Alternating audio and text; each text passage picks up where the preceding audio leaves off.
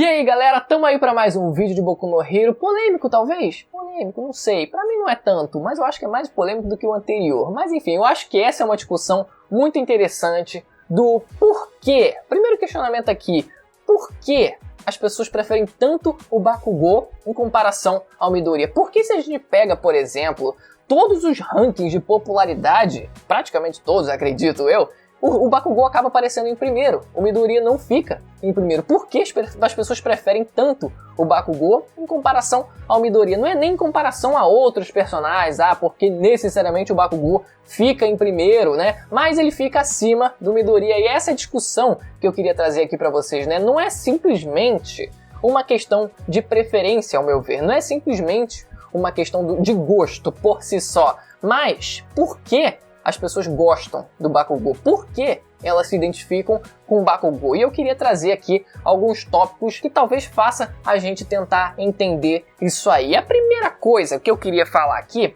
é o fato do personagem praticar bullying. Isso aí eu já não sei se seria um argumento tão forte assim para ser usado, né? Porque, por exemplo, as pessoas vão gostar de um personagem que pratica bullying com o outro, praticamente induz o cara a querer se matar. Isso aí é muito grave, isso é muito errado em vários níveis. Obviamente, a gente consegue perceber isso. O Bakugou praticamente faz. Se o Midoriya tivesse cometido suicídio ali, era bem capaz do Bakugou ele ter parte da responsabilidade por isso, induzir o personagem a se matar. Tudo bem, o Midoriya ele reage de uma forma... meu herói, ele é meu amigo. É retardado? Talvez. Isso aí já corta um pouco do barato, assim, mano. Não era pra você reagir assim, né? Tudo bem, mas... Síndrome de Estocolmo aí, talvez, quem sabe. Mas o fato é que eu não sei se o fato dele praticar bullying seria um motivo ideal, já descartando um pouco desse ponto aqui, eu não sei se seria um motivo ideal para fazer as pessoas se identificarem com ele, porque eu não sei se a massa dos otakus, assim, a galera que acompanha anime, vai se identificar com esse tipo de personagem, com um personagem que pratica bullying, né? Pelo menos por esse motivo. Pode se identificar com o personagem, mas talvez não especificamente, ou pelo menos esse não sendo o principal motivo.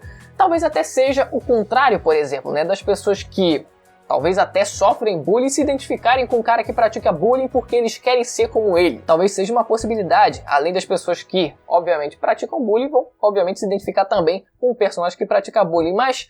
eu acho que é muito difícil isso, eu acho que é muito difícil a gente definir e dizer, pronto, é isso, esse é o fator definitivo. Eu não acho que seja, mas também não tenho nenhum estudo aqui para dizer se isso tem realmente um fundamento científico para a gente dizer alguma coisa. Mas tem alguns outros fatores aqui que eu acho que são mais palpáveis, eu acho que são mais concretizados para a gente conseguir definir realmente isso aqui faz sentido para a gente conseguir entender essa discussão toda, que é, o primeiro deles aqui, é o fato do futuro incerto do Bakugou. Isso aí é o que intriga muito, porque vamos voltar aqui alguns capítulos atrás, na verdade vários capítulos atrás, né, que é quando o Bakugou ele vai ser sequestrado pela Liga dos Vilões e ele vai ser quase que recrutado por eles. Quem naquela época não ficou intrigado pensando, caraca, será que o Bakugou ele vai mesmo se tornar um vilão? Porque o personagem já praticava bullying com um amigo dele na escola. Ele tinha lá no fundo aquela maldade intrínseca lá dele, né? Então, por que não ele vir a se tornar um vilão? A gente obviamente teve a resposta imediata dele dizendo que não. Ele nunca ia se juntar com aqueles bostas, tratou os caras como lixo e que realmente rejeitou qualquer proposta que viesse deles. Mas mesmo assim...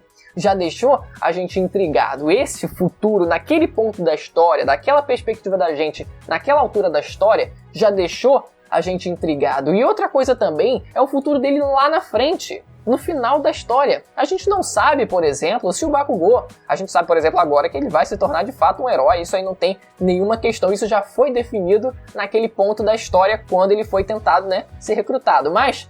a gente não sabe, por exemplo, se ele vai se tornar o número 2, o número 3, o número 4 dos heróis. A gente sabe que tem a rixa dele com o Todoroki, né? Porque, obviamente, o Midoriya ele vai se tornar o número 1 e a gente não sabe quem vai ser o número 2. Se vai ser o Todoroki, se vai ser o Bakugou, se o Miryu recupera o poder e aí se torna o número 2 e aí o Bakugou cai para terceiro ou quarto. A gente não sabe.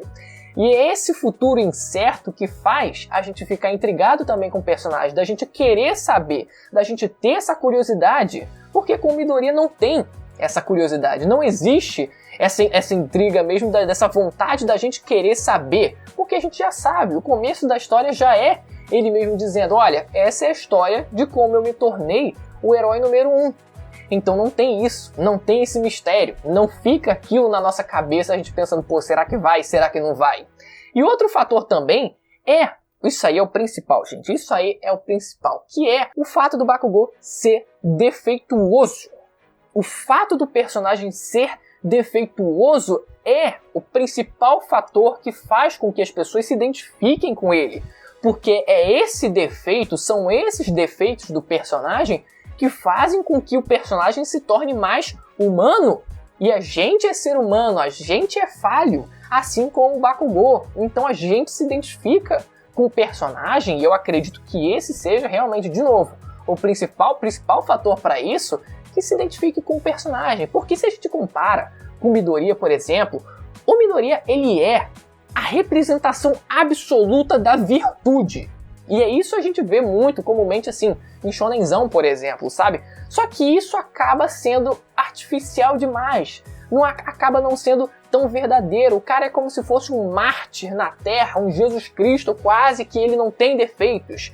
Ele vai salvar todo mundo, ele não tem nenhum, tipo assim, ele não é mal. Em momento algum ele é mal. Ele é bom a todo momento. E isso faz com que, mais uma vez, não seja tão verdadeiro o personagem, não seja tão humano, a gente não se identifique tanto quanto a gente se identificaria, por exemplo, com um personagem que tem sim seus defeitos como o Bakugou. Outro exemplo, por exemplo, aí já fugindo de Boku no Hero, o Gon, por exemplo, de Hunter x Hunter. Ele também seguia esse mesmo escopo da representação absoluta da virtude. Isso ao longo da maior parte da história de Hunter x Hunter. Mas qual foi o momento mais emocionante, mais chocante pra gente? Foi quando isso foi quebrado, foi quando isso foi desconstruído do personagem. Foi isso que fez a gente ficar tão chocado e tão dentro do personagem, quando ele matou e estraçalhou a Pitou.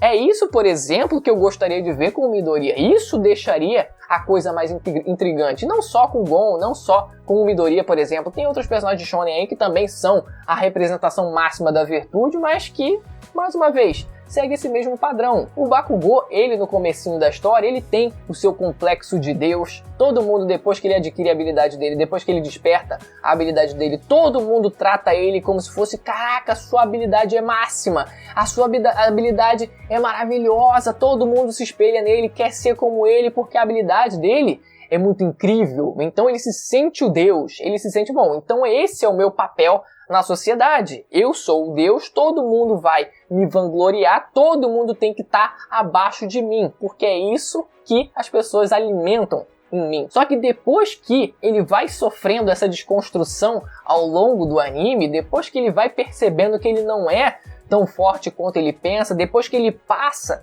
a ser derrotado, depois que ele vê que não foi o escolhido para ser o pupilo do All Might, ainda mais naquele ponto, esse é o momento chave da história. Quando ele vê que o All Might não escolheu ele tem que aceitar aquele fato, aquilo não vai mudar. Não foi ele o escolhido para receber o One for All porque ele é o cara habilidoso, porque ele tem mais talento com a habilidade dele. Nada disso, não foi por causa disso. E aquilo quebra o personagem completamente e é um dos momentos mais chave do personagem. Então é isso, é o personagem parecer humano pra gente que faz com que ele seja tão intrigante, ele seja tão querido pelos fãs. É claro que o Midoriya também tem os seus conflitos dele, por exemplo, não ser forte tanto quanto ele gostaria. Óbvio, ele tem que ficar mais forte, ele tem que treinar muito, ele tem que fazer os sacrifícios dele durante os treinamentos para conseguir chegar até onde ele quer chegar. Mas mesmo assim, acaba não sendo suficiente para superar o Bakugou nisso como personagem, né? Não só com esse fator que eu falei, mas com o fator anterior, que é o futuro incerto também. Essas duas coisas andam em conjunto aí. O futuro incerto do Bakugou, somado ao fato dele ser um personagem muito mais humano do que o Midoriya. Claro que, se a gente for também pegar o fato dele ser espalhafatoso, dele ser, tipo, o cara todo estourado, tal, não sei o que, o pessoal adora isso, né? Ele ser o personagem estourado e tal. Talvez também seja um fator a acrescentar aqui, eu nem anotei isso aí, mas talvez também seja um fator a se considerar pelo fato do Midoriya ser um bebê chorão, normalmente como eu falei no vídeo passado, né, sobre Boku no Hero, que eu acabei de gravar, aliás, né, tô gravando tudo seguido aqui pra deixar preparado enquanto eu viajo. Mas o Bakugou, ele meio que segue esse modelo de masculinidade mesmo, virilidade, ele ser brabo pra caraca, não tanto quanto o Kirishima, mas também segue um pouco disso, tanto que os dois se identificam um com o outro, os dois fizeram uma amizade muito forte ali durante a escola lá, então, né, eles acabam também seguindo, o Bakugou, ele acaba seguindo esse estereótipo de masculino, de viril, e a gente sabe que na nossa sociedade, mais uma vez, isso é vangloriado, isso é visto como algo positivo. Ser um bebê chorão não é visto como algo positivo. Ser um bebê chorão é demonstrar fraqueza, e demonstrar fraqueza não é algo positivo. Você não pode demonstrar fraqueza de jeito nenhum. E tem também, novamente, essa desconstrução com o Bakugou, quando ele finalmente acaba chorando, porque ele percebe que não foi o escolhido, e toda aquela história, quando eles lutaram, quando ele lutou com o Midoriya e o All Might estava lá presente. Mas enfim, galera, o que vocês acham dessa discussão? Vocês concordam? Vocês discordam dos argumentos aqui? Deixa aí nos comentários. E se você gostou do vídeo, não se esquece, deixa o like, se inscreve no canal e ativa o sininho para receber as notificações dos próximos vídeos de Boku no Hero aqui no canal. Beleza? Eu vou ficando por aqui, até a próxima. Tchau!